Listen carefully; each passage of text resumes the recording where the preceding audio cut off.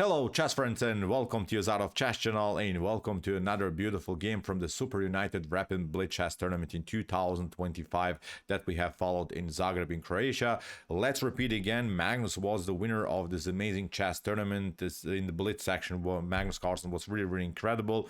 But it's worth to mention that Gukesh was the best player in the rapid section. Gukesh in one moment, let's really repeat it again, had 5 consecutive wins.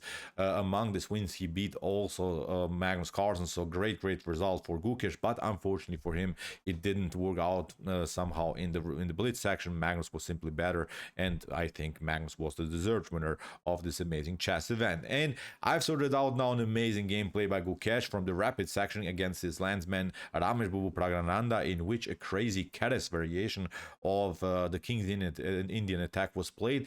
And I really loved this game because the Keres variation, I think, is really an amazing approach against the King's Indian attack. If you're bothered maybe by the King's Indian attack, this could be a perfect opening repertoire for you.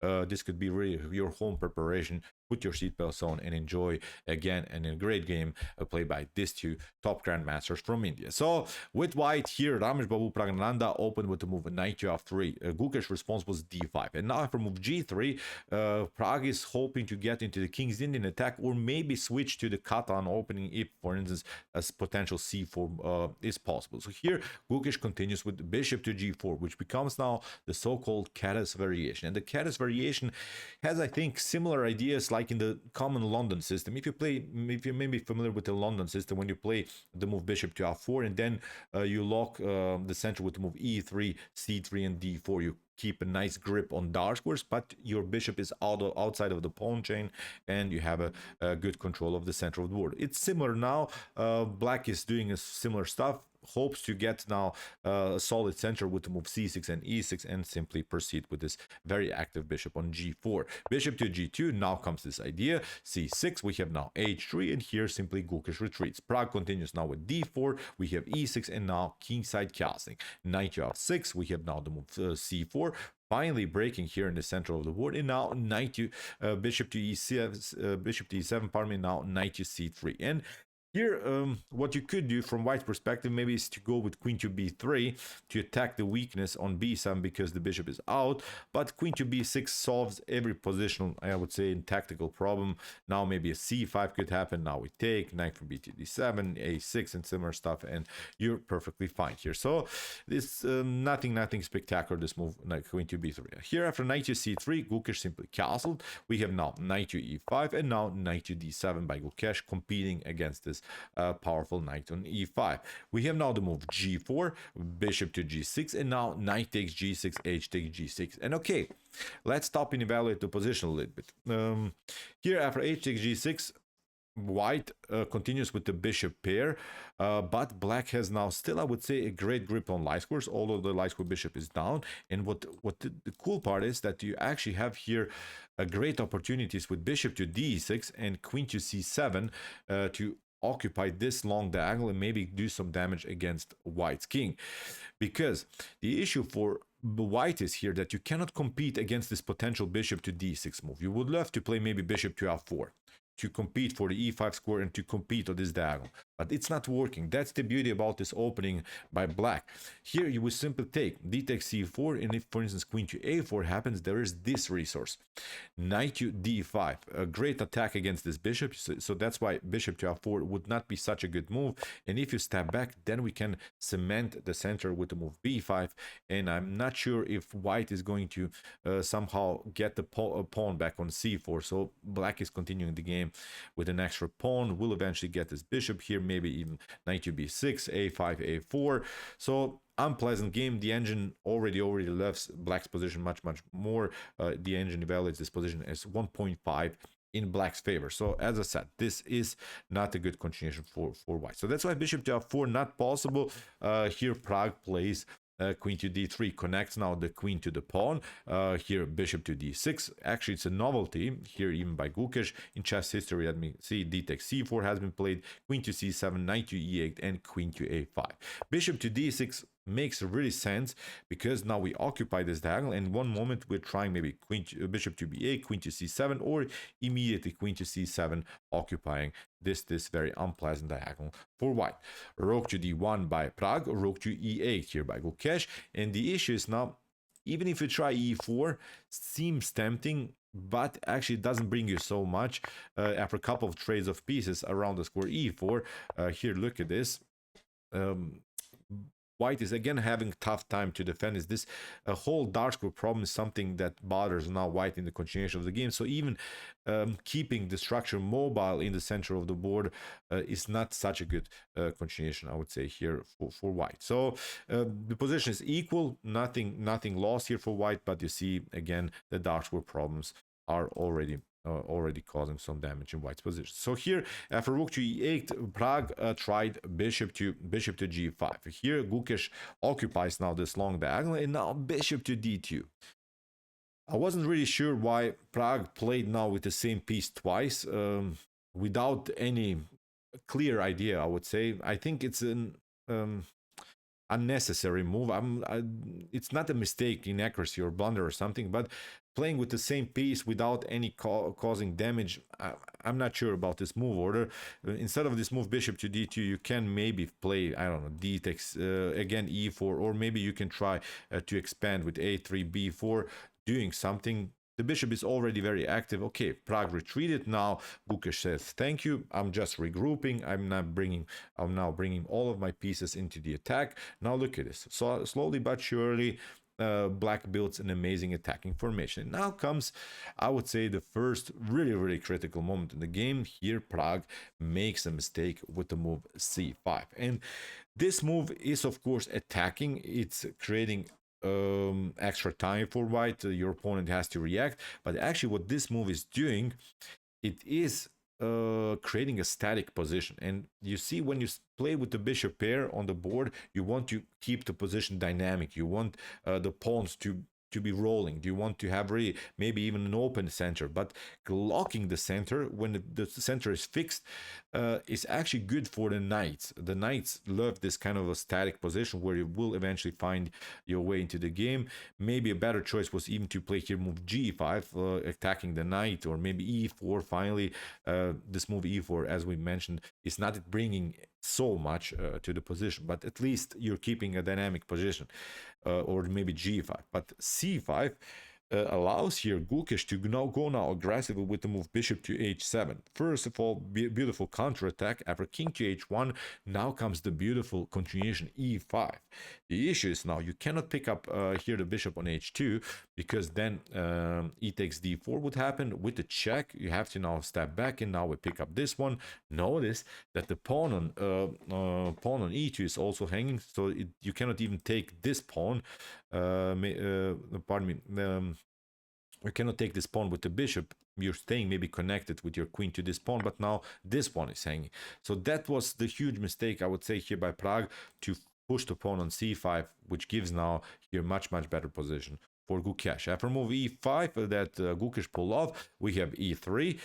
We have now knight to f8. Great move again here by Gukesh, which is not allowing here e4 to be played by Pragg, because then after e takes d4 and queen to d4, bishop to e5. Look at this, we're going to step back. If you step back here, then we simply open up now the d file. Even if you try, I don't know, queen to d3, will simply take. If you try queen to e3 to get out of this mess, then d4 is going to happen, and then you get the fork against the queen and the knight. Even if you step back, then we can pick up this one, and then we can also grab the pawn. So nothing is really working here after knight to f8. So that's why e4 was not a possibility here by Pragg. So we have knight to e2. Pragg is battling knight to e6, bishop to c3. Maybe you can start finally to push the pawn on b4, but e4 is going to happen, and again, I would say not a good position for white. So after bishop to c3, now comes the first, I would say, mistake here by Gukesh. Now he has the opportunity to push the pawn on e4, which would be, I think, the best continuation here for him. Then after queen to d2, you go here, and then you can play a calm game. You will eventually do something on this side of the board. You can also play rook to h8 afterwards. You're doing some damage for sure. You have a great attack on this side of the board. You have the space advantage. Many positional problems, I would say, here for white. So after bishop to c3, Gukesh took, which was not, I would say, the best continuation. Still, black should be better, but after bishop to d4 and bishop to e5, suddenly this bishop that was bad, that was blocked here by its own pawn, is getting finally into the game, and Pragg is trying now finally to equalize the game. b4 here by Pragg, trying to do something on this side of the board. a5, a3, rook to a8, king to g1, getting finally out of this mess. We have now knight to d7, and after queen to c3, knight takes d4, knight takes d4, and bishop to f6. I would say if white and black play the game now correctly, this should probably end with a draw. These are also opposite colored bishops, so maybe with a slight edge here for black because of the weaknesses here. c4 weak, also the e4 square is weak. These are the squares that obviously black can occupy. We have now rook from a to b1, and now comes this idea, knight to e5, going for the c4 square. The issue is that white cannot compete here on this diagonal with the move bishop to f1, cannot compete here for the square c4 because you get knight to f3. That's the issue, and again, the game is unpleasant. You get a couple of checks here and similar stuff, so I would say game over again here for white. So that's why Gukesh is going to hop with the knight on c4. Pragg cannot compete, so that's why Pragg continues now with the move b5, knight to c4, a4, rook from a to c8, and now queen to d3. Again, bishop to f1 seems tempting to finally now compete, because now the knight is not on e5. There's no threat of knight to f3, but again, it's not working, because after c takes b5 and a takes b5, this one is hanging, and even if you pick it up with the rook, then we can even do this kind of stuff. Sorry. Knight to rook to e3. Rook to e3 is here devastating. Look at this. F takes e3. The queen is coming. Now the bishop is coming, and after a couple more moves, I think you can resign. This pawn is weak. There's simply too much pressure against white's king. So after rook from a to c8, we have now queen to d3. So this knight is holding now everything here for black. This knight is the most powerful piece now on the board. Queen to e7 by Gukesh. We have now b takes c6, b takes c6, rook from d to c1, and now queen to c5. Here Gukesh grabbed the pawn and is continuing now in the game with a better position. Now, okay, you can maybe battle for a draw here with the white pieces. You are down a pawn, but you're hoping to get this maybe fully endgame with opposite colored bishops, where most of the times the games are ending with a draw. But Pragg had a different idea in mind. He had this tactic with knight takes c6, which unfortunately for him is not working. It's such a tempting tactic. Many of us would play it, but if you do such a move, you have to calculate the sequence till the end, and Pragg, of course, didn't have so much time. You see, he was around 40 seconds on the clock, played knight to c6. Here Gukesh says, thank you, queen takes c6, bishop to d5. It seems so that this is working, because now the knight gets attacked many times by the queen, by the rook, and by the bishop. But now beautiful counter attack here by Gukesh. Knight to e5, brilliant stuff. The queen is also hanging. Queen to d1, we have queen to d7, rook takes c8, we have rook takes c8, and now the position is simply collapsing here for Pragg. f4, here Gukesh simply retreated. We have now g5, and now comes another brilliant idea here by Gukesh, maybe just for fun if you want to practice some tactics. Pause the video and try to see now the winning idea that Gukesh spotted, and after that move, Ramesh Babu Praggnanandhaa resigned. So what's now the best move here for black?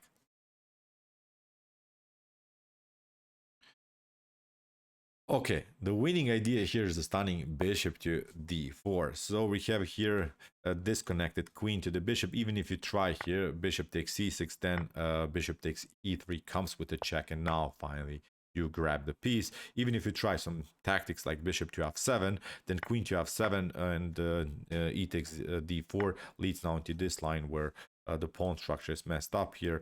The king is naked. This pawn is weak again. Completely winning position here for Gukesh D. So great game by Gukesh. He played here almost like a machine. Great Keres variation of the King's Indian attack. Great performance with the black pieces. And again, congratulations to Gukesh for winning the rapid section of the SuperUnited that was played in Croatia in Zagreb. So okay, if you want to see some other beautiful chess games that we have followed in this event, check out here on my commented chess games. And if you like this content, don't forget to subscribe to my channel. See you soon with some more videos. And what do we say in the end? Chess is the best, of course.